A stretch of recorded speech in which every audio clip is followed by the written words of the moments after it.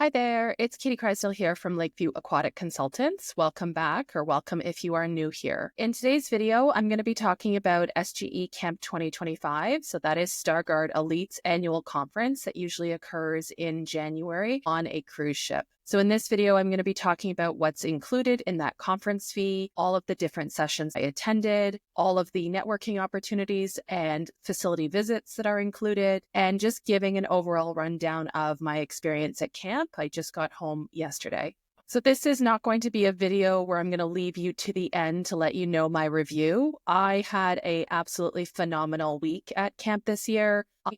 I would have recommended it before when I attended in February of 2023, but this week was hands down one of the most phenomenal weeks in my entire career, just in terms of filling up your own bucket, talking with people, hearing about issues in the industry, feeling like you're not alone with a lot of the challenges that aquatics is facing. I just had a phenomenal time, and I'm making this video for those of you who are interested in attending. I'm not making this video for StarGuard. I paid my own way. I went there of my own volition. I've been there before. But one of the things that has come up a lot with my Canadian colleagues, clients, friends is, why do you go to the US for conferences? It's so expensive with the US dollar to go to a conference in the United States. And as far back as 2015, 2016, in my municipal jobs, I would carve out my budget to try and go to some of these conferences. And I was consistently declined because I was told that it was not reasonable for ratepayers to pay for me to go to a US conference. So now, as an independent consultant and business owner, I'm able to pick and choose where I spend my professional enrichment dollars. And this is the second time I've attended this conference. I got so much out of it, and it was such a positive experience that I'm making this video for those of you who may be interested in trying to have that discussion with your management team, or for those of you who may consider just saving up dollars and doing this on your own. So that is the purpose of this video. The Lakeview Aquatic Consultants YouTube channel is not suddenly going to turn into only conference reviews. I know there have been a lot recently, and I did the World Water Park Association conference review at the end of 2024, and I've just released the IAPA Expo review last week, and then we'll have this StarGuard review. Basically, as I just said, it comes down to being a Canadian aquatic professional and people looking at me like I'm really strange to go to the US for some of these conferences. So explaining the value that I have found and the process I went through to determine if this was the right conference for me to attend. Before I jump into this video, I do want to let you know that this is just going to be a talking head video. Proof is in the pudding in terms of how engaged I was in the conference this week, that I hardly took any photos or videos. I was just having such a great time. So you can definitely put this video in the background and just listen to me talking. I am not going to be embedding any content in this video in terms of videos or photos, except for maybe when we get to Coco Cay, which is Royal Caribbean's private island. I did shoot some video there. So if you don't know StarGuard Elite, SGE, it is a lifeguard and aquatic safety provider out of the United States. I have been connected to StarGuard on social media for a number of years. Pretty quickly heard about SGE Camp, which is their flagship annual conference for all clients and members in the beginning of the year, so January or February. And it is hosted on a cruise ship. Now, I know your initial thought might be, okay, if it's on a cruise ship, it's not a real conference, it's just a boondoggle. But in this video, I'm going to talk about just how serious of a conference it is and the true value added of having a conference on a cruise ship as compared to on land in a big city. I'm saying this as a conference attendee first, and then certainly I will supplement some other comments as a frequent cruiser, the pros of being in a group setting like that. Each year, StarGuard has this annual conference. It's been going on for 10 years now. This year, 2025, there was about 150 participants, including speakers, SGE staff, as well as attendees. Primarily, attendees are clients, so they are facilities that use the SGE lifeguard program, or they might use the Starfish Aquatic swim instructor program,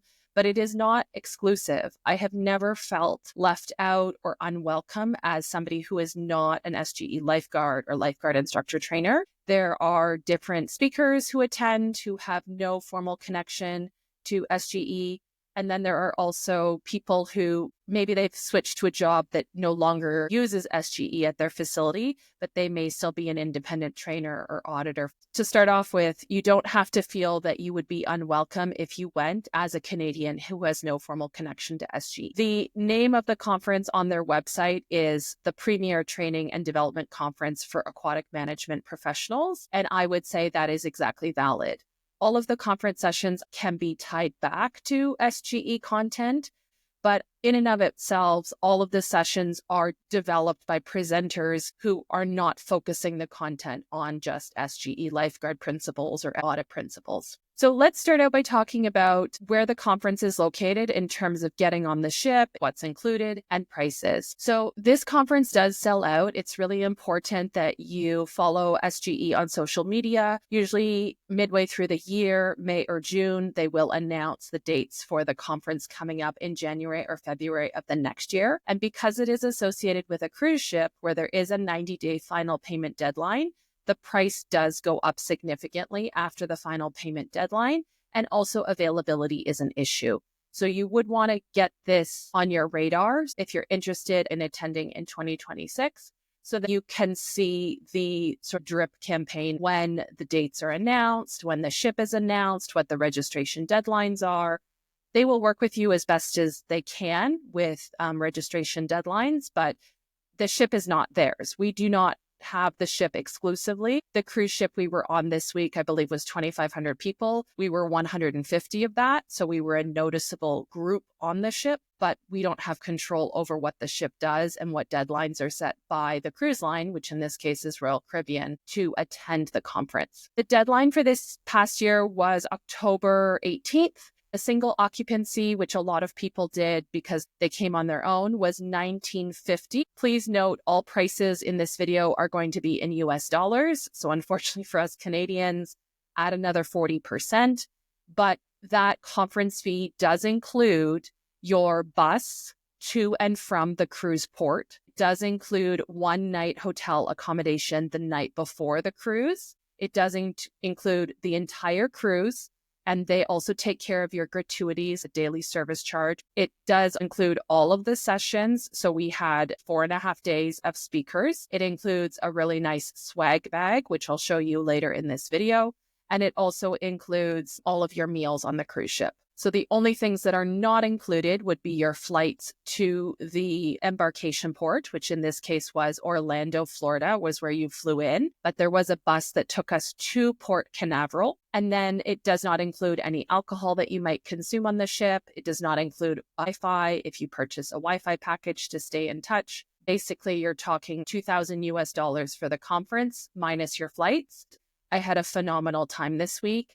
And I have paid $2,000 to $3,000 for conferences in Canada that are not of comparable value. So back in 2024, I booked conference. When you book it, you'll go through a form, you'll submit your information, and then they'll contact you for payment. At that point, you're added to a list. And so periodically, Nick, who's the main coordinator for camp, he will send out email updates in the weeks and months leading up to the cruise. Not a ton of communication, but enough that you feel comfortable that everything is set up. And then a couple weeks before the actual departure, there are Zoom calls where you can ask questions. If you are new to cruising, you are assigned to a home room where you have a SGE staff member who is your group leader. You can reach out to them at any point with individual questions. They'll discuss things like what to pack, what to bring, what time the bus is leaving, what the schedule is for the conference. So all of that is taken care of. If you've never been on a cruise before, you basically just have to book your flights and show up. For anybody who's been around my content before talking about cruising, when it comes to flying from Canada to the United States, you absolutely need to go more than just the night before if you are traveling from Western Canada. So this particular year, conference was running from Saturday to Thursday. So we embarked the ship on Saturday, January 25th, and we got off the ship on Thursday, January 30th. This was a really nice option for those people who don't get a ton of paid time off or leave to be able to attend this conference. You're really only talking 3 business days, Monday, Tuesday, Wednesday, plus traveling. Flying from Calgary to Florida is very, very challenging. I don't want to sound like I'm complaining, But the reality is it is 4 hours from Calgary to Toronto or 5.5 hours to Montreal, then your layover plus another 3 to 4 hours to fly down to Florida. Then once you add in luggage, cabs, getting to the hotel, it can be a 12 to 15-hour travel day, as it was for me yesterday coming home from Florida. So with that in mind and some of the challenges we have in Canada with our airlines, I would definitely encourage you to go down 2 days before and just pay the extra fee to stay at the group hotel an extra night. It is a very affordable hotel. I think it was $145 US when I looked at it. If I were you, I would fly in on Thursday because you get in quite late, you're tired. Then you have Friday to recover, freshen up, maybe do some remote work, enjoy the Florida sunshine. And then embarkation on Saturday was already at 11 or 12. So you cannot be flying in the morning of unless you are coming from somewhere nearby. 2 years ago, when I came to camp, I was in New York City. So I did fly in the night before because I was only flying from New York City to Florida. It was a 2-hour flight. There were 5 or 6 flights available after my flight. So if my flight got delayed or canceled, I had other options that I could make it to Florida the night before the cruise. It's not worth the headache of potentially missing your cruise 2:30. There is a cutoff for when the ship has to provide a manifest to the Port Authority to be able to leave. And similar to an airplane, they have to untie the mooring lines. They have to close the gangway. There's a whole bunch of things. They don't just open and close the door for one person. This particular year, that's exactly what I did. Is I was going to fly in on Thursday, but the flights actually ended up being much cheaper on Wednesday. So it went 2.5 days early. Unfortunately, the weather in Florida was just terrible. It was 7-8 degrees Celsius. Did not really go outside, stayed in the room and worked remotely. But it happens sometimes that you go to Florida and the weather is not so warm. So to circle back, I flew down to Florida a few days before. That was on my own expense. But essentially, the night before the cruise is included. So if you flew in on Friday, there's a group hotel where everybody is booked, and you have the option to meet up with other people, get your swag bag. It's a really nice environment at the group hotel. Saturday, January 25th was Embarkation Day. I won't go into too much detail about embarkation. You can look at lots of cruise videos on the internet for what that looks like. But essentially, I had booked the earliest embarkation time. I got in the app. As soon as Epkin opened up, I was able to get on the ship pretty early by about 11:30 a.m. And there is nothing planned until 4:30 p.m. on the first day of the cruise, because not everybody will have the same embarkation time. If you came on the group shuttle, which was included, so private coaches booked from the hotel in Orlando to go to Port Canaveral, those arrived around 12:30. So I did not take the bus this year. I did my own transportation. But those arrived around 12:30. You would have been on the ship by 1, had the opportunity to go to the Windjammer buffet for lunch, get unpacked, explore the ship.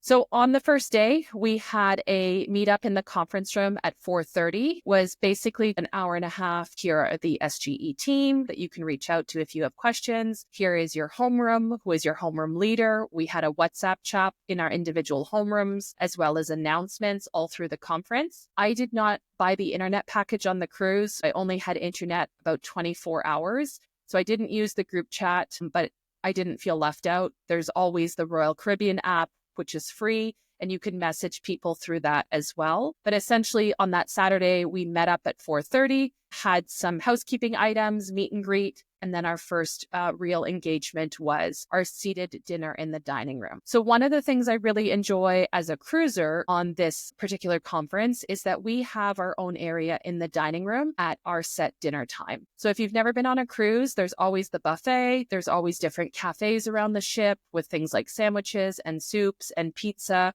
The main dining room is not something I go to a lot as a regular cruiser on a vacation, but during the conference, we had a 7:45 dining time where all of the conference attendees were in a particular area of the dining room. And so you could meet all of the people at your table who were not necessarily your homeroom. And then each subsequent night over dinner, people would mix up their tables, because we had, I believe, 10 or 15 tables in our area. So you can't normally do that on a cruise where it's just you and your family. We could swap tables in our whole area. I met so many people and had so many amazing conversations. I went to the dining room each night. Our dining time was 7:45, which is a little bit late, but you get refreshed, you have a snack, you have a coffee, and then we would spend about 7:45 to 9:15, 9:30 just talking. So that was phenomenal. And then I pretty much went to bed the first night. I did go around and see the ship. I loved, loved, loved Voyager of the Seas. I don't know why. It's hard to put my finger on, but the staff were above average. The customer service was above average. The food was above average. The ship had recently been in dry dock a few months ago because of some flooding last year. It had a new coat of paint on the outside. It had some upgraded areas that were also refurbished during the pandemic. When they took ships offline, it was refurbished, has upgraded sinks and tile and furnishings in the Windjammer buffet. It had some new furnishings and furniture around the pool deck. I believe it had new water slides. There were just many things on this ship that I loved. It was the perfect size where you could run into people at an elevator, at a bar, on the pool deck. It was not such a big ship that you never see anybody in your group. There were several people on my floor where my stateroom was. You would see people at breakfast. It was the Voyager class of ship, and you can't pick what ship StarGuard picks, but I thought this was a really beautiful ship, very well maintained, very organized crew. The other thing that happened on the first day, actually, that was kind of significant is we had to go back to port. The ship left at 4:30. We were the second ship to leave the channel. Port Canaveral has a ton of cruise ships, so there's a very set order. We got out into the ocean, national waters, no cell phone signal. And then the ship stopped. There was an announcement from the captain saying that we would be going back to shore because of a medical emergency, which we found out later was somebody had broken their hip. And although there is a medical center on the ship, when you're that close to shore, it doesn't make sense to use a life flight helicopter to send someone back. So we went back to shore. And so then we got underway probably about dinner time, 7:45, the ship was moving. And we had to go quite a bit faster based on those several hours that were lost. But thankfully, they were able to evacuate that person who was injured. So that was a little bit of excitement on that particular day. And it was actually perfect timing because I didn't buy the internet package. So I got cellular data back for a couple of hours while we were near shore and got a message from a colleague in the industry who was not a part of SGE Camp, but who was actually on the same cruise ship. So we were able to meet up later in the cruise, which I would have had no idea that he and his wife were on this cruise if I didn't get that message when we went back to shore. So that basically wraps up Saturday. So the next day was Sunday, January 26th. It was a sea day. It was our first full day of the conference. The conference has pretty strict requirements in terms of there is a dress code. There is the expectation that there is no alcohol consumed during the day of the conference, that you show up to the first session, which is at 9 a.m., and that you stay until the last session, which is at 6 p.m.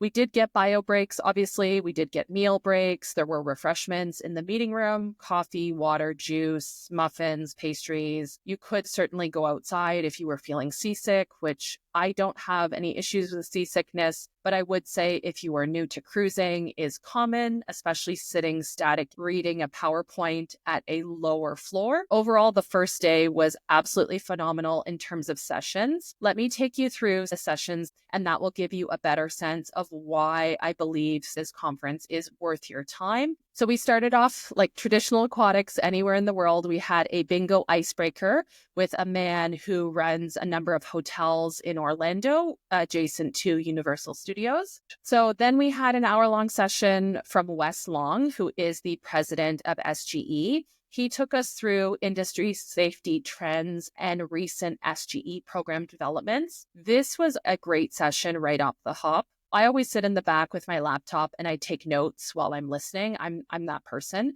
Already from the first 45 minutes of the conference, Wes hit on topics that are also issues in Canada. So he was talking a lot about trends. We know unsupervised children come to our facilities, but what criteria or what procedure do we actually have for our guards to identify, label, and communicate to our colleagues how to manage unsupervised children?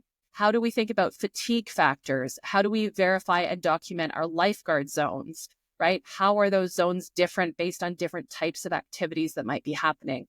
So not just lane and public swim, But what about if we have an inflatable obstacle course? What about if we have a special event day? He talked about a huge increase in medical related events in seniors, right? Seniors trying to increase their physical level of fitness. He talked about how in our industry, there's very few prerequisites to be a lifeguard supervisor or a head guard. We promote guards who to us appear ready to take on leadership. But what training or accreditation or foundation do we actually give them to qualify them to supervise other guards? We don't do enough in aquatics to talk about different career opportunities. You don't have to be just a lifeguard or a pool supervisor. There's so many different trajectories, whether you work at a hotel, a water park, a municipality, strategic planning. You could work in sales or software. Like there's so many different things that actually relate back to aquatics and recreation. And then one of the other big things that really, really hit home for me is talking about age requirements. We don't touch on this a lot, at least in Alberta. I can't speak for other Canadian provinces. But what is the maturity in terms of employment standards for certain ages?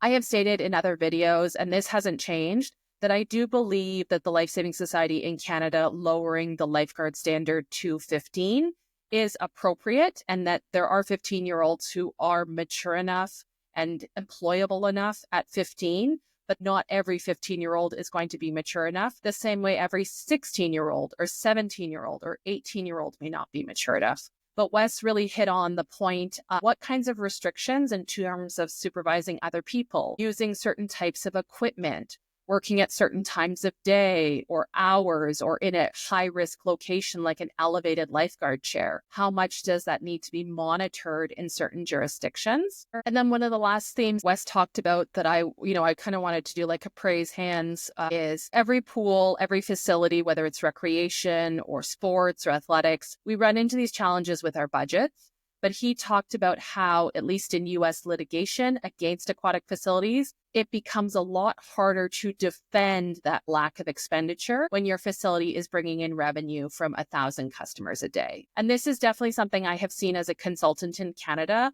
more with my hotels, where they are for-profit revenue generating centers and they don't want to spend in the pool area. And I often have to be the bad guy to say, look, well, that's not going to look good if you had all 700 rooms occupied and you couldn't afford to train your pool operator with a $600 course and somebody got seriously hurt. So that was our first session of the day. And already I thought, wow, we are off to a great start. From there, we had a 15-minute bio break and they had refreshments available in the conference room. So all of this was taking place in the cruise ship. There are conference room located in the bottom of the ship. So we were on deck 2.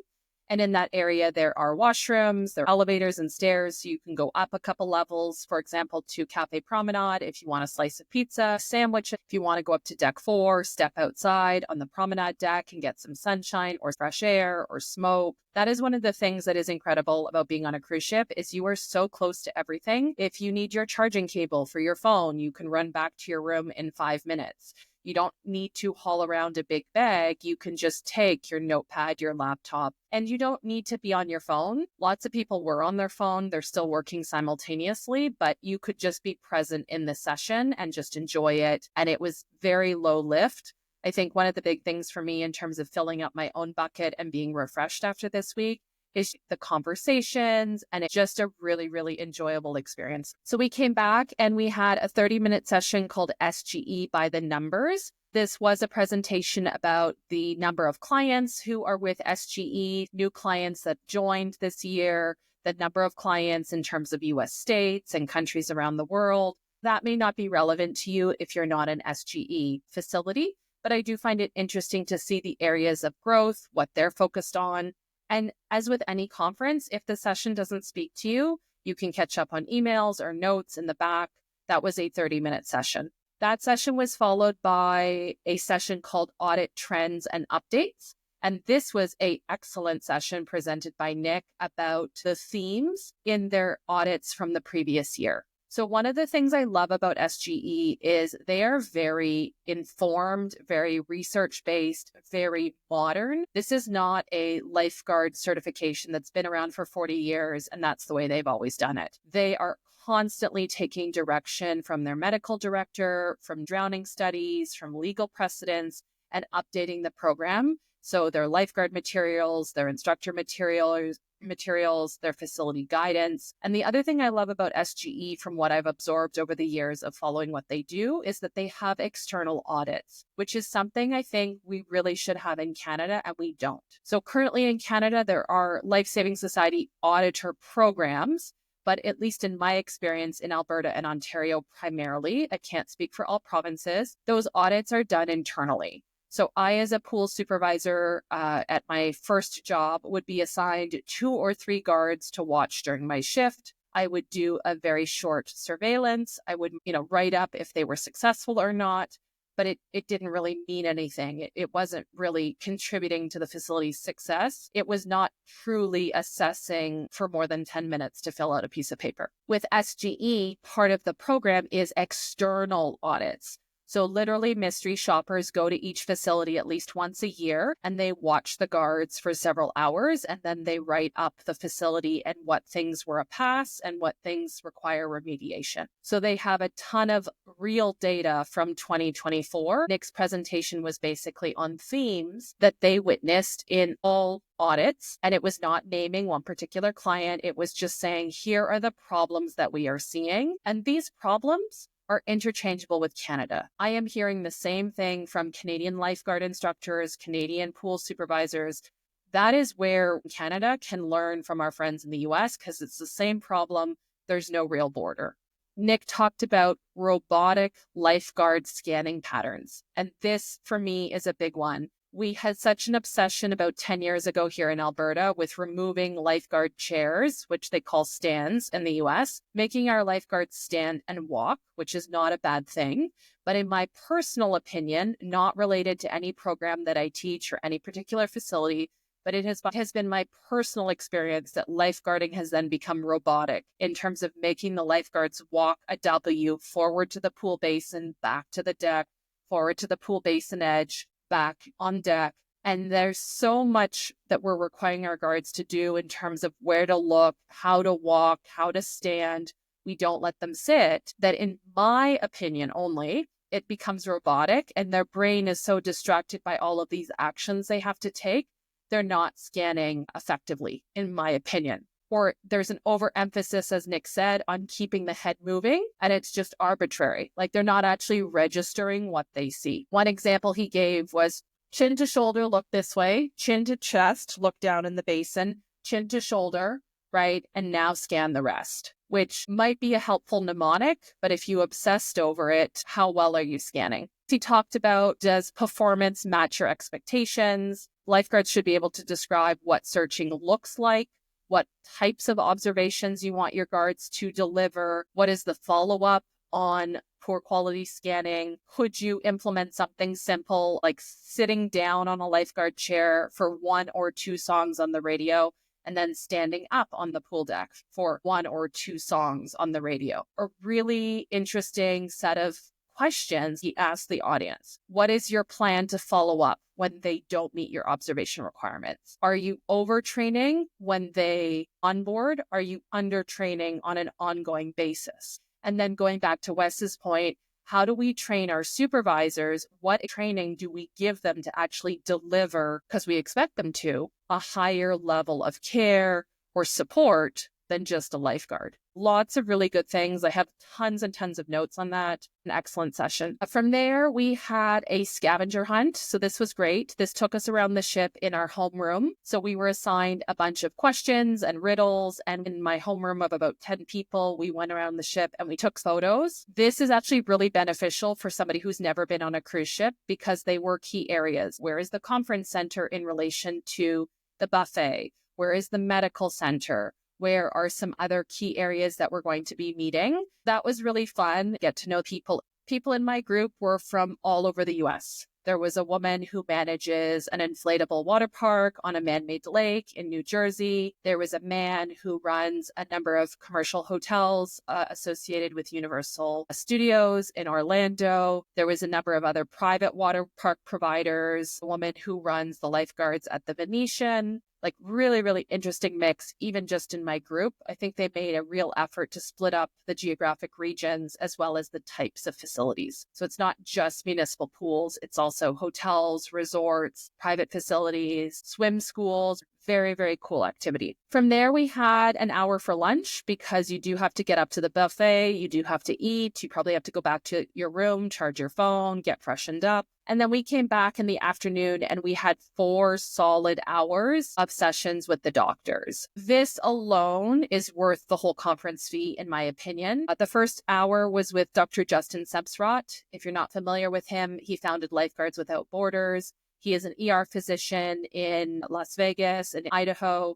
He has a passion for aquatics. He was a surf lifeguard for many, many years. He does expert witness work and consulting on drowning fatalities, pool-related injuries, negligence claims. He is an expert in terms of morbidity and complications when people experience deprived oxygen during drowning, medical injuries. So he did an hour. It was entitled Medical Director Update because Dr. Justin is the medical director for StarGuard Elite. Absolutely phenomenal session. The presentation title was called When Healthy Swimmers Drown. A lot of you will know Lazar Dukic, who was the CrossFit athlete who experienced a fatal drowning in Texas last summer, August 2024. So he used that as a framework and then brought in cases where relatively healthy people or people who presented it as healthy experienced different cardiac outcomes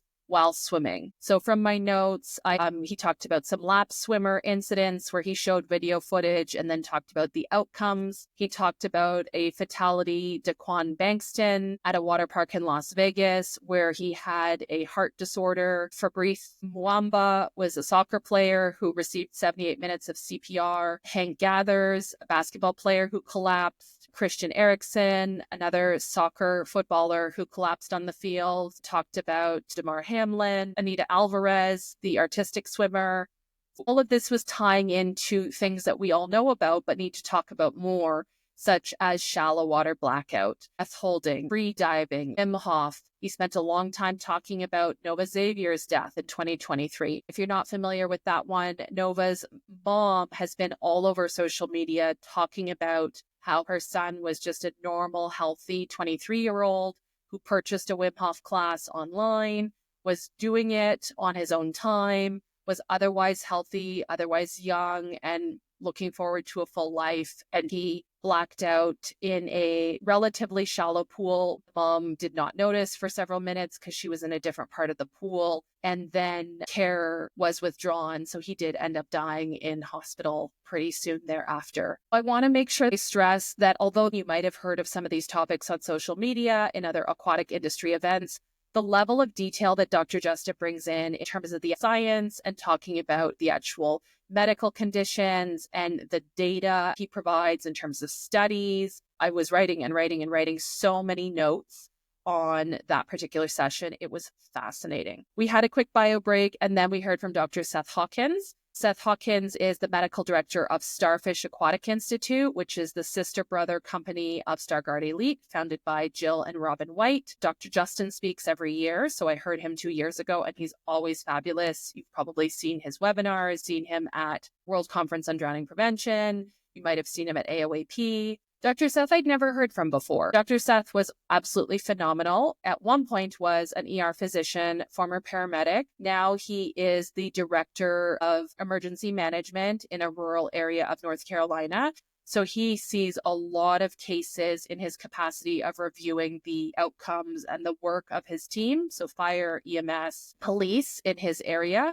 And he talked about spinal injury management. Now, the title, I was kind of like, do we really want to talk about spinals? But his session was absolutely phenomenal and potentially very controversial. He talked about how, this is his wording I wrote down, we've fetishized and privileged that immobilization became the goal. And he spent the whole hour talking about how he thinks that spinal boarding went from an extrication technique in World War II, potentially invented by a Belfast medical student, and that there's very limited data in the medical field. And he's a doctor, and he's citing studies and research that, in his opinion, spinal boarding, whether it's on land from a car accident or in the water, doesn't work to improve medical outcomes. Does it work as an extrication tool? Does it work from a lake where someone was cliff jumping? Absolutely.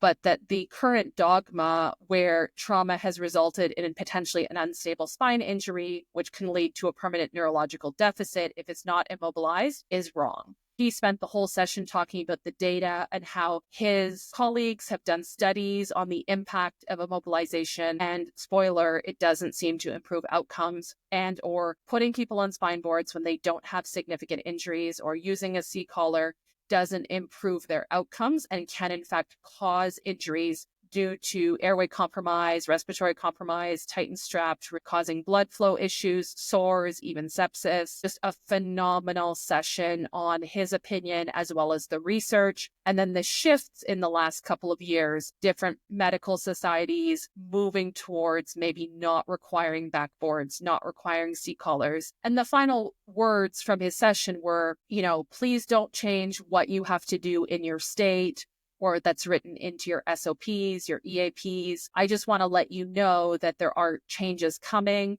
Certain areas have adopted more than others. So his jurisdiction in North Carolina 5 or 6 years ago abolished spine boards on all injuries except a very select few.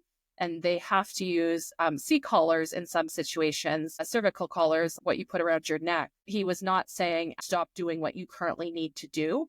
But StarGuard Elite is exploring how this changes potentially training down the road.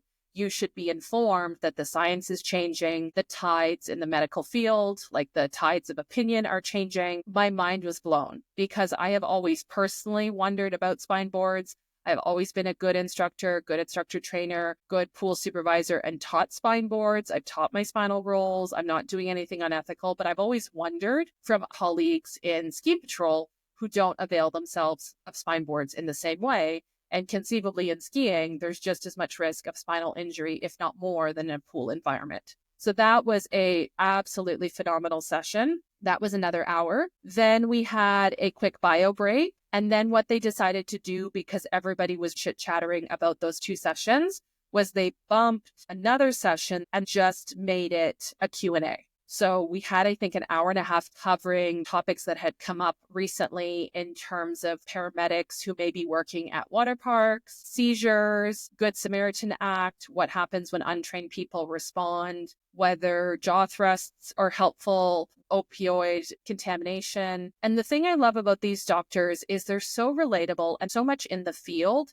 There's no BS with them. They're completely honest and professional. I don't remember which one, but one of them talked about patches. When medical patches came out 10 years ago, I was told as a lifeguard, be concerned. What if you touch the patch and you absorb the drugs and it's going to hurt you? Be very careful. One of the doctors said, absolutely, be careful anytime you're talking about medication. But think about it.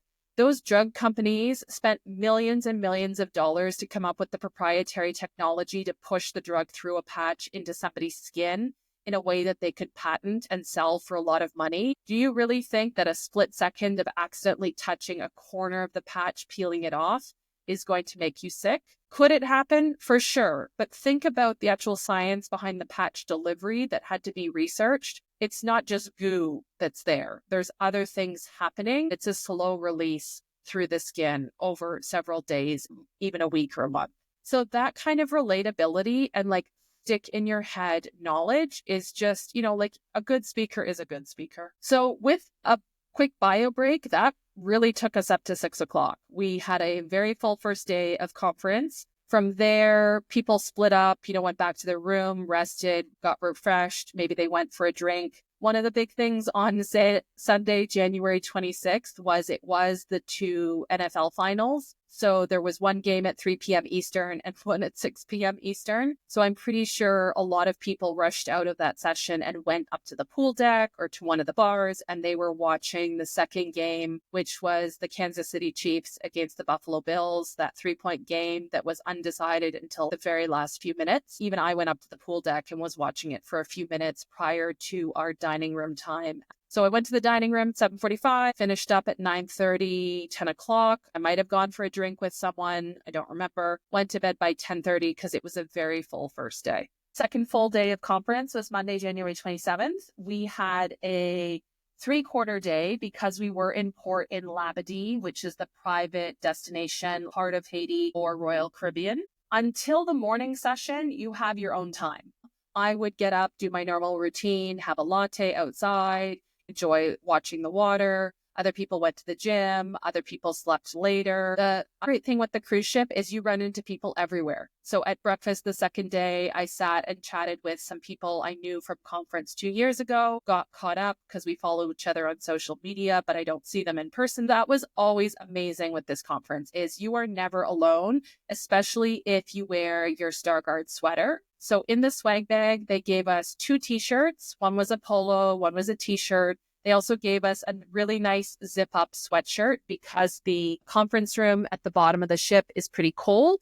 And it also makes it really easy to identify people around the ship. If you want to meet people, you can walk up to somebody in the buffet and say, hey, can I sit with you? Or the bar or the pool.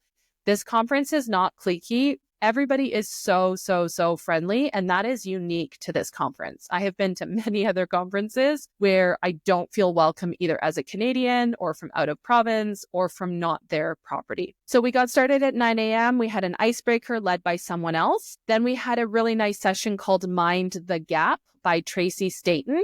Tracy was a speaker 2 years ago when I was at camp, and she is from California. She is also a consultant who used to work in municipal recreation and aquatics. She was a surf lifeguard for many years. Her focus is on leadership training, staff development. She talked a lot about what kind of assumptions do we make, internalizations, what is the ladder of perception in terms of our abilities, our staff abilities? How can we start with why and then go to how, start big and then go little? The day-to-day challenges a lot of us face in terms of compassion fatigue, how to do better customer service when we're tired, we're burnt out, we get the same questions all of the time. Just a good overall session to energize people. We had a bio break, and then we had a session with Pete DeQuincy. Pete DeQuincy, a lot of you will know, has an ongoing column in Aquatics International magazine. He is a lifeguard director in California. He is a very frequent presenter at aquatic conferences like AOAP. I had never seen him or met him in person before, but he did an excellent physical kind of training session, more in-servicey with mannequins and pocket masks. That was in the conference room for about an hour. Then we broke for lunch at 12 o'clock, and we had a 1-hour break for lunch, but it was meant to be combined with lunch and get off the ship. So pack your bag, get your bathing suit and your sunscreen. We got off the ship at 1 o'clock, and we had a group photo by the Labadee sign with the ship in the rear. And then there was an on the beach kind of in-service activity led by Pete DeQuincy with mannequins, with some rash guards that were being demoed by Water Safety Products. Gorgeous rash guards, by the way. And then we had free time. So that ended about 2:30, and we had till 5:30 to get back on the ship. So in Labadee, there is food, there are beaches, spray park. I ended up spending a couple of hours catching up with some people I hadn't seen for 2 years. Weather was better than it had been, but the weather the first few days this week was just not good. I didn't wear half of my beach clothes. I got back on the ship. I went and got refreshed, like typical cruise stuff, had a shower, went and got a decaf latte just to make it to dinner time at 7:45. Walked around to see some of the areas that I hadn't seen. Voyager the Seas has some unique design features that I haven't seen on other ships. This one has a chapel on the 15th floor. It's one of the only ships to have a chapel. There is a tavern downstairs by the casino. Just kind of a unique design. Lots of sitting areas. There was one bathroom I walked into on deck 11 that had windows. Really nice promenade. Oh, and I went to the helipad. So this is one of the few ships where you can still go to the helipad as a guest. Took wonderful video for Instagram of the views of Labadee. Hadn't been to Labadee before. Labadee is a lot more rustic, I will say, than Coco Cay. There's no water slides, there's no pools, there's no bright colors. It is very rustic for Royal Caribbean. I don't like it or dislike it. I was there for the conference.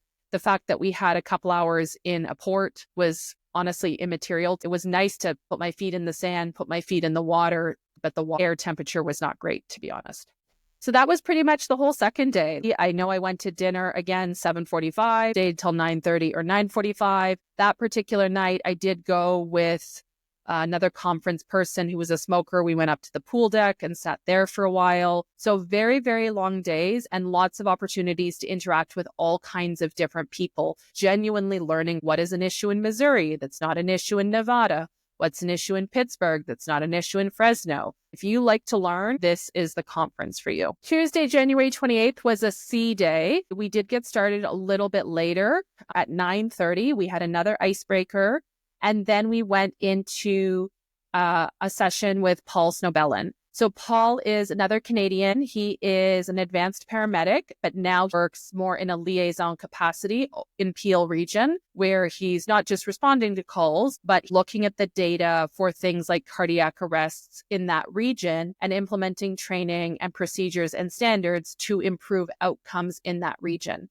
And that included working with people like Joey Resnack when he was in Mississauga, how lifeguards can work better with paramedics, community responder programs, AED drone programs. His first session was called Resuscitation 101. And this was an excellent foundation session. Peel region is one of the largest paramedic services in Canada. He stated that they have 3% of all of Canada's cardiac arrests. So they're averaging 21,000 cardiac arrests per year, at least 3 per day, with a 16.9% survival rate. He talked a lot about what it's like as a paramedic, how they integrate the AEDs, and then he got into the science of AEDs. This was similar to his session 2 years ago, but it's necessary for a lot of people. I have seen the same thing as a first aid instructor and first aid instructor trainer.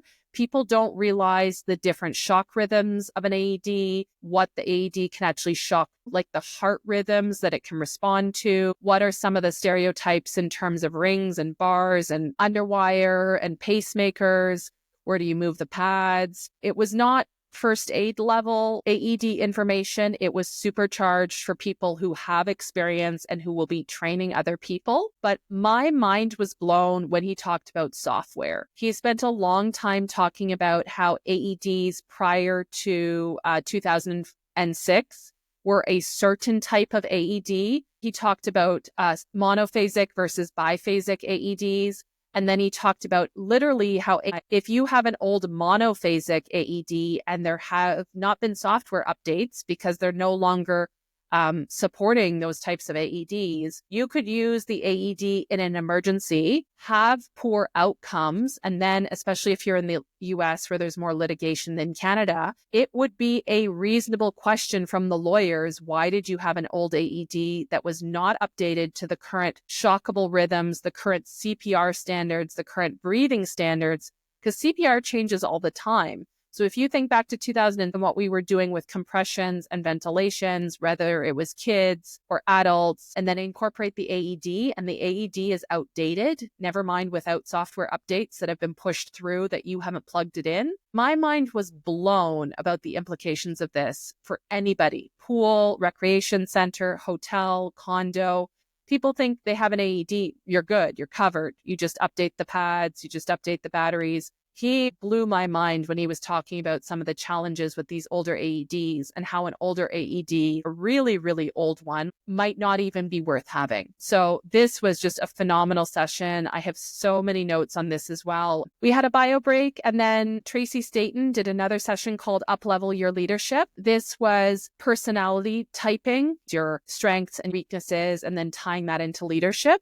It was something I had heard before, but I know a lot of other aquatic people who do not necessarily incorporate personality typing in their in-service or onboarding. The feedback I heard from a lot of the people sitting around me was that they loved this, even in their personal life with their spouse. Then we had an hour for lunch, I think around 12:45, came back from lunch around 1:45. And Paul Snobellin did a follow-up session, building on the knowledge in the morning with AEDs and how they work and the different rhythms. Then he talked about shocking developments, was the title, AED best practices. He got into resource guides that are available, highlighting that we do a lot of training, but often our teams have limited exposure. we don't actually get a lot of major incidents. We don't get a lot of opportunities to do CPR. We don't get a lot of opportunities to use the AED. And that's not bad, but we do need to recognize that. He talked about something as simple as your AED checks. He does not recommend turning it on because that's a different capacity on the battery and the memory of the AED. He talked about ways that just unplugging the battery on the AED and plugging it back in will force the AED to do its own status update. And that could be better than just turning it on or off. Obviously, in this session, he talked about, I can't cover every brand, make, model, refer to the literature that comes with your AED, but overall talking about what do we teach and how is it actually being implemented. From there, we had a bio break and then a session called Developments in Emergency and Training Equipment. This was a roundtable with some different products that had been brought on board. StarGuard's camp does have sponsors, but it is very limited sponsorship, which I greatly appreciate, having been at conferences where it's not real information. It's just a free session that the conference gives to a brand, and they pretend to talk about a topic, but it's really a thinly veiled presentation about their product. StarGuard does not do that. This was a genuine opportunity where there were some products that were brought on board by people, and some are sponsors, not all sponsored, where we could interact with that product. So for example, they had Dr. McCarthy, who is an anesthesiologist, and this is at the limit of my medical knowledge, but trying to replace a BVM in terms of modulate breath to the casualty or victim through this machine. He brought the prototype and showed how that would work. There was water safety products with their rash guards. I will put some photos on the screen. This is a new rash guard that they're coming out with over the next few months from their UV50 line. This rash guard is super, super exciting. Honestly, here in Canada, we don't have a ton of quality rash guards, and sizing is a huge issue. This is a relaxed fit rash guard that is available in custom colors, but it's really, really thick, long sleeve and short sleeve that can be customized. The thickness is a game changer. The t-shirt relaxed fit, the long sleeves is a game changer. And then there's some details like the thumb loop, or there is a loop in the bottom of the shirt. You can tie it down to your board shorts if you're a guy. I was just over the moon with this rash guard, super excited to see this sample. That was something, it was just there for you to try on. They weren't taking orders, but if you were interested in learning more about this product, it was there to try on in addition to the previous day in the water. They had Avive AEDs there.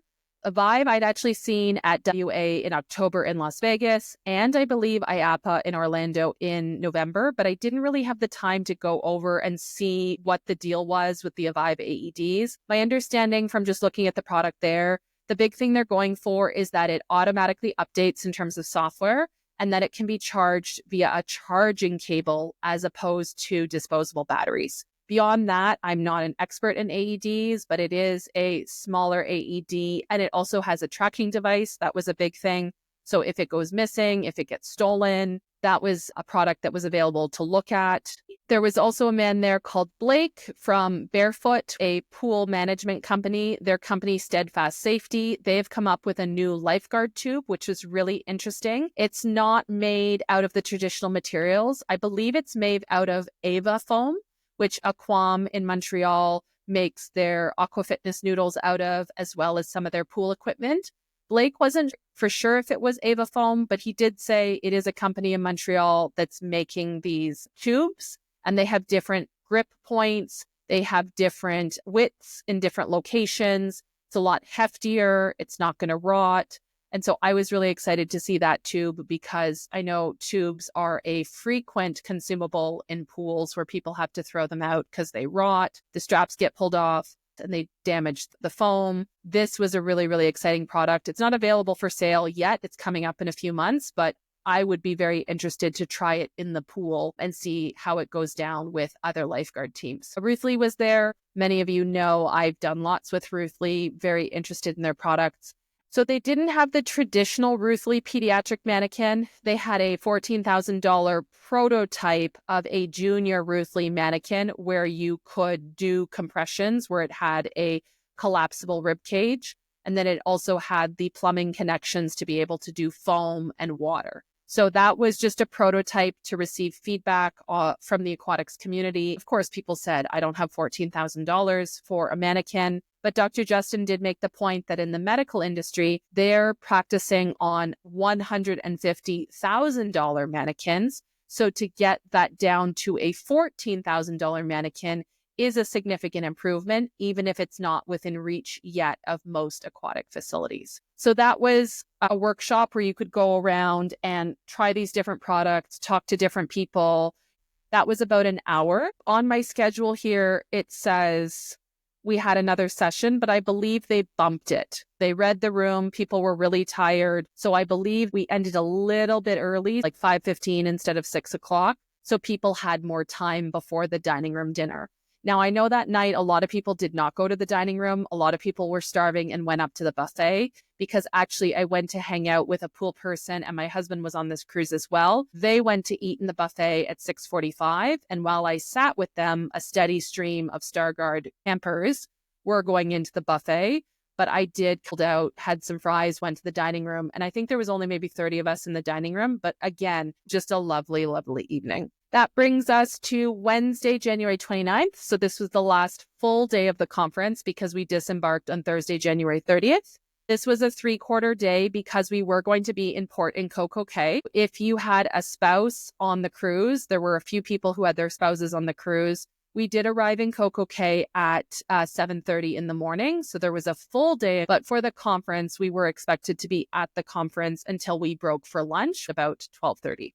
There was a Jeopardy. This was the icebreaker in the morning, led by SJ from the SGE team. From there, Paul Snobellin talked about now what? Post-critical care. This is a very important topic for lots of aquatic professionals, recreation professionals. How do you actually deal with a negative outcome? Your guards have done CPR on the deck and they've taken the patient to the hospital. Now what? He is a counselor for post-traumatic stress disorder, critical incident care. He does workshops with police, fire, ambulance, aquatics teams. He talked about some of his own interactions with emergencies, both as a civilian. So when he was in Vegas and he witnessed a stabbing, but police prevented him from responding because they don't know that he's a paramedic, to other incidents where he's been a paramedic in Peel region around Toronto. He's been hired as a paramedic for a water park event or hired for a rave. He talked about his own experience in terms of compartmentalizing. So he gave some general guidance, things like don't let them drive home from work, check in with them, organize more formal debriefing, how to care for them as people, not replacing an employee assistance program that you might have through your HR department or workplace, but saying, hey, this human is in the room with you. Who is actually going to pick up the phone and call a 1-800 number and say, I'm depressed because my rescue was unsuccessful 2 months ago. A person on a phone may not understand the way you do as an aquatic professional, a pool supervisor, manager. So that was a great session. Then we had a bio break. It says round table on the schedule. I have notes talking about safety standards, having a good day, even on your worst day, balancing skills with execution, humility in training. I think the topic did change from what is listed on here. We had a bio break and then the annual awards for StarGuard. So this was a recognition of their clients who received excellent audits during the previous season, awards for actual rescues performed, awards for new clients that were onboarded, awards for consistently delivering high quality audits over multiple years. So that was a little bit StarGuard focused. Meeting different people from different facilities is not a bad thing. From there, we broke for lunch at about 12:15, and then we had only until about 4:30 to explore Coco Cay because the ship had docked so early in the day. So I got off the ship about 1 o'clock. We did have access to the Thrills water park on Coco Cay. Coco Cay is Royal Caribbean's private island destination. Coco Cay is the correct way of saying it, but the marketing is all Coco Cay. Look it up on YouTube and you'll see that it is an expansive island with different areas of beaches, water park, adult hideaway, spray park, splash pad, restaurant, live music venue, shops, snorkeling, scuba diving, jet skiing. Like it's a whole water park basically on an island that's leased in the Bahamas. So 3 hours is not a ton of time if you've never been to Coco Cay before, but I've been several times. So for me, the big thing is the Thrills Water Park. That is normally an extra fee as a cruiser when you go to Coco Cay, to the tune of about $200 a person. As a StarGuard partner with StarGuard Lifeguards, they did do us a nice one and let us into Thrills. So I went there for about 2 hours. It was dead. 2 ships were in port at Coco Cay, us, Voyager of the Seas, and Liberty of the Seas. And one of the lifeguards at Thrills said, we only sold 300 admissions to the water park today. You guys are another 100 admissions. It was dead. I'll put some video on the screen, but there were no waits for the slides. There were no fights for chairs. There was no line at the food hut, no lines at the bar. It was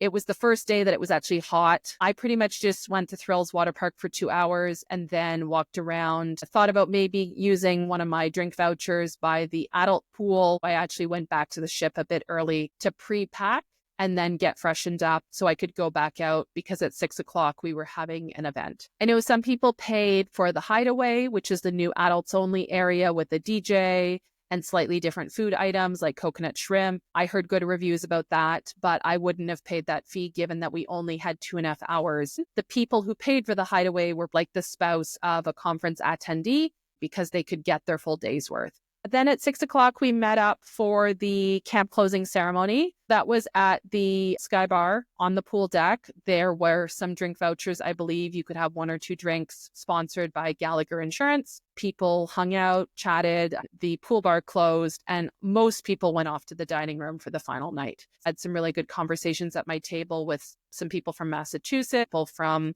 New Jersey, crew from Celebration Key, which is Carnival's private island that's being renovated.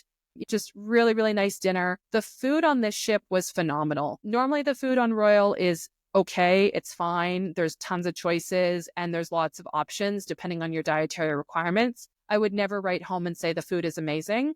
The food on this ship was amazing. A lot of the things that I've had hundreds of times on other ships were amazing. Like the carrot cake in a cup was actually amazing.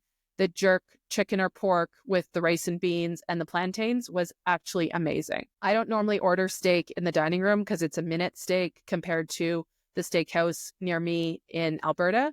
And it was phenomenal. Like, it was a great steak. Everything was really, really good. The team, the staff on Royal ships are usually wonderful, but really exceptional waiter, head waiter, and assistant waiter, Heather and Fritz, on our table. A very, very positive experience. Not that it isn't normally, but above average as someone who's been on 15 cruises with Royal Caribbean. The last piece I'll talk about is disembarkation. So you will have to self-assist for disembarkation if you want to take the provided shuttle. So essentially, the way a cruise works on the last day is you're assigned disembarkation times, and you will do self-assist if you are comfortable carrying your luggage down all of the stairs to the gangway. So this is not a good option for us usually because of my husband's mobility and how much baggage we take. I cannot carry our suitcases down 10 flights of stairs. We would take the luggage option and then get off the ship, collect our luggage, use a porter to put us in an Uber. We have taken shuttles with the cruise line before, but it's not my favorite because you are stressed to get on the shuttle for the cruise line at a specific time. You're rushing to get off the ship at a specific time. And usually we are a bit slow because of that mobility piece. And so I will usually pick us a late disembarkation time, like 9:30 or 10. We will sit around drinking coffee, sitting in the dining room, sitting on the pool deck, and then get off the ship last when it's not a rush for cabs. So that is my normal cruise guidance. With StarGuard Camp, they had booked their own private shuttles to pick us up. Nick, the camp coordinator, knows who's supposed to be on the bus. They can wait a few minutes, especially if you're going back to the hotel as opposed to the airport. So our flight was not till 2 p.m. We were getting off the ship at 8:30. I logged into the Royal app earlier in the week, made sure I got the first disembarkation time with luggage, which was group 6. We got our luggage at 8:15, which was perfect. We got on the free shuttle that StarGuard provides, either to the airport or back to the hotel. We went back to the hotel, sat there for a little bit, had to do some reorganization. Then I paid $7 to get us an Uber to the airport. So we were not with the people who were rushing to 11 a.m. and 12 p.m. flights. The disembarkation in general was above average. The ship got into port and was cleared at 6:40 in the morning, which is insane. And so they had self-assist starting at 6:40. But normally my experience with cruising, we're talking 7:30, 7:45, 8 a.m. So I never book a flight until the afternoon to fly home because 10 or 11 a.m. would not work with our planes, trains, and automobiles. Port Canaveral is 45 minutes easy, more like an hour, hour and 15, depending on traffic. So it's a tight one to go 8:30 to be at the airport for 9:30 to get through security for an 11 a.m. Lots of people did carry on only as well. If the weather had been better, absolutely, I would say t-shirts and shorts and 1 or 2 outfits for the conference room. But I overpacked, and I'm glad I did because it ended up being really cold and I couldn't wear a lot of my summer clothes. So that is kind of the layout of the conference. I know that's a very long explanation, but I really wanted to give a lot of detail on the caliber of the sessions. The ship was great. The fee gets you so much value in terms of eating at different restaurants, talking with different people, your accommodation, your room. The StarGuard team, specifically Nick, do a phenomenal job on the coordination and the communication. I can say this as a former conference co-chair. I can say this as a frequent cruiser. The level of detail and the thought that go into the communication, helping out new cruisers in terms of having a bag of seasickness medication, being available to answer questions or explain what's in the cruise fare, what's extra, like a massage or alcoholic drinks. The team is phenomenal. All the SGE team, there's about 10 of them. You'll see them around the ship. Nick does a phenomenal job organizing everything, even the swag bag. Let me show you the swag bag. So this is the swag bag. We got this cotton bag.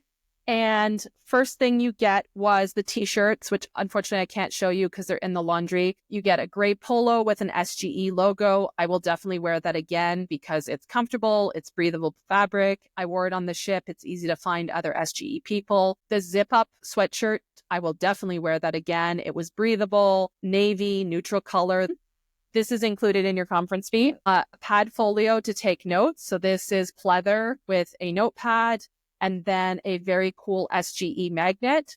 Like if you've been on a cruise, a magnet is extremely helpful to locate your stateroom. Also had these wristbands, so you could wear the wristband to identify other campers or conference participants on the ship.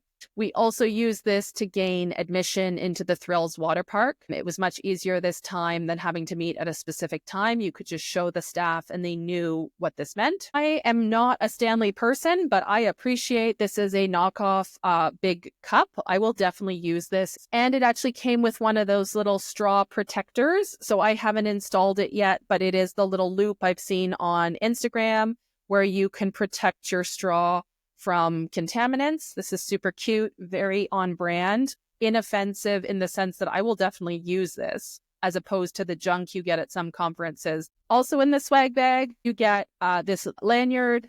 Probably won't ever use this, but it's helpful for a passport, for money. It's got your name tag. It had your bus designation because they thought I was coming on the bus both ways. You could use this, around the ship for your SeaPass card if you need something. This is very practical. They also give you a pen, which is great. They have annual challenge coins, which are really nice. I feel like there was something else in here that I took out and was using right away. But you get the swag bag, you get the cruise, you get all the conference sessions, you get the bus to and from the cruise, you get the hotel the night before. They cover your gratuities on the ship. So you only have to pay for basically flights, extra night of accommodation if you need it, flying a long distance to Florida for embarkation, Wi-Fi if you need it. I decided to unplug from Saturday until Tuesday morning. I get free 24 hours of Wi-Fi for my status with Royal Caribbean. And I just said, I want to enjoy the conference. Saturday, we left the port, went out to international waters and didn't have any cellular data. I took Sunday and Monday, no internet, and it was amazing. 10/10 recommend. I felt so relaxed. I was really focused on in-person conversations. I could still message people through the Royal Caribbean app or call them on the landlines. I recommend that if you can get away with it. I only had to have my out of office on basically for Monday. Then it looked like I was back in the office on Tuesday, did all my emails, was back out of the office on Wednesday, and we got back to port on Thursday morning, and I flew home yesterday. Let me look at my notes and see if there was anything else I wanted to cover about this conference. On the first full sea day, Sunday, when we had that scavenger hunt in our homerooms, do you know what the winning team got? I am so jealous. The winning team was invited by the captain of the cruise ship to go up to the bridge. That is not an easy thing to have happen. Regular cruisers with loyalty status don't get randomly invited up to the bridge until they hit Pinnacle, which is 700 nights at sea. They went up to the bridge for 45 minutes. That was part of the rejigging of the afternoon sessions as they moved our break around so that those people didn't miss as much information from the conference. We moved our break so they would only miss, 20 minutes of a session. I am so jealous. That is unbelievable. There were photos because there's a photo app where you could upload your photos if you wanted to share them with other participants. There is also an official photographer of the conference, Steven from Orlando. He goes around and takes photos of everything. He is also lovely because I have told him in the past, I do not want to be in photos. I don't really consent to photos. He knows who I am. You can clearly see him coming if you don't want to be in a photo, but he's also very, very patient if you ask him to frame the photo without you. He went up to the bridge with them, took some photos. There were some individual photos people took, uploaded also in the app. Something else to mention, the Wi-Fi on this ship was really, really good. I believe it was Starlink. If you've been on different Royal Caribbean ships, it's sometimes inconsistent on the older ships. Voyager of the Seas is not a new ship, but whether it was because of the refurbishment during COVID or the dry dock in 2024, the Wi-Fi, when I did use it, was very reliable. If you've never been on a cruise ship before and you don't want to have your phone with you, every stateroom has a landline. There are landlines all around the ship, in the elevator lobbies, in the public areas like the buffet. You can always use those if you don't want to deal with the app. Other notes. So I actually didn't go in any of the hot tubs. I didn't do the water slides. I didn't do the flow rider. I know lots of people who did. If this is your first time on a cruise, there were 68 campers who were new to camp this year and potentially new to cruising. Feedback I've given to the StarGuard team in the past when this was a 4-night cruise, there just was not enough time to use any of the facilities on the cruise ship. But on this 5-night itinerary, I know for some people that makes it a really long 7-day week. But I spoke to a lot more participants who said we went to karaoke or we watched the football game, or I saw participants I recognized on the flow rider, on the water slides, in the hot tubs, in the solarium at different times. Why is the itinerary so long? They have intentionally expanded it, and I fully support that because I feel like I got tremendous value, but also not exhausting. I still got up most days, 6:30 to go to breakfast at 7:30, to be at the conference at 9, to finish up conference at 6, to go to dinner at 7:30, to be done at 9:30, to go to bed by 10:30. It was way, way better spaced out than it had been in the past when it was just a 4-night itinerary. The last thing from my notes is that the last night of the cruise, Wednesday, January 29th, was unfortunately when that aviation disaster happened in Washington, D.C., where the Black Hawk helicopter ran into the CRJ jet from Wichita and crashed over the Potomac River, killing all people on board. I spent all day yesterday, Thursday, flying home, which was definitely eerie after the aviation disaster. Everybody, in my opinion, I wrote in my newsletter today, I feel like was on their best behavior in terms of gate attendants, flight attendants, retail staff in airports, did not have people yelling at each other. People were aware of the aviation disaster for sure. It was on people's minds. And we actually talked with a couple in the USO in the Orlando airport who were on American Airlines flying to Washington.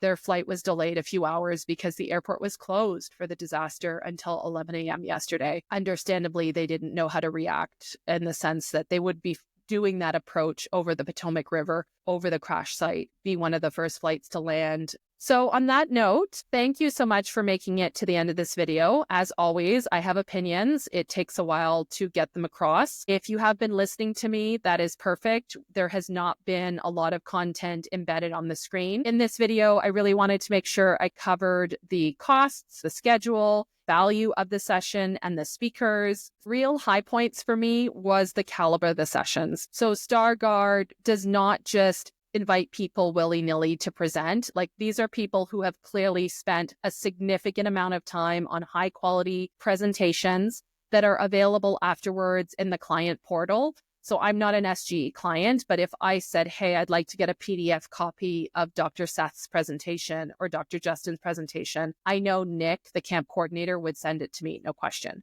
Sessions were great, conference is great, all of the people were great.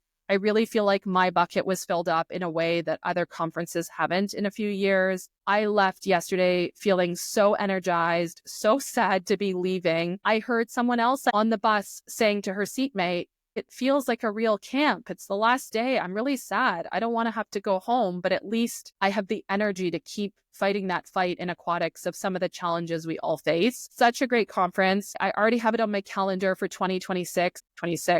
This was a real highlight.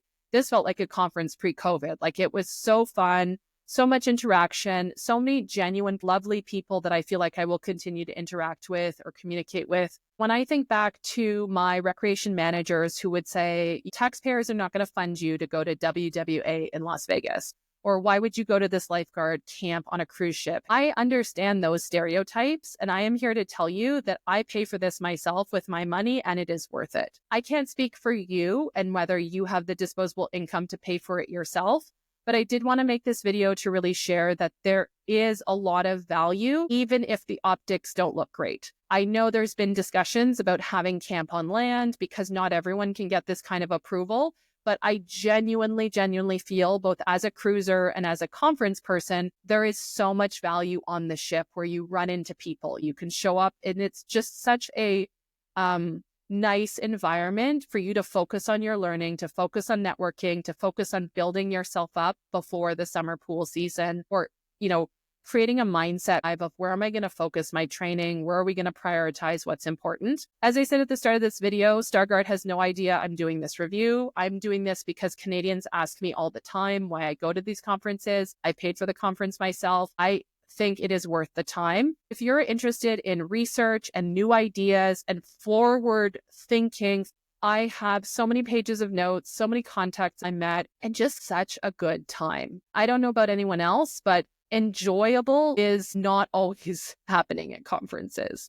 If there's anything I missed, any questions that you have, feel free to comment below or send me an email. Contact information is on the account page for the YouTube channel. Thanks so much for watching, and I'll catch you in the next video.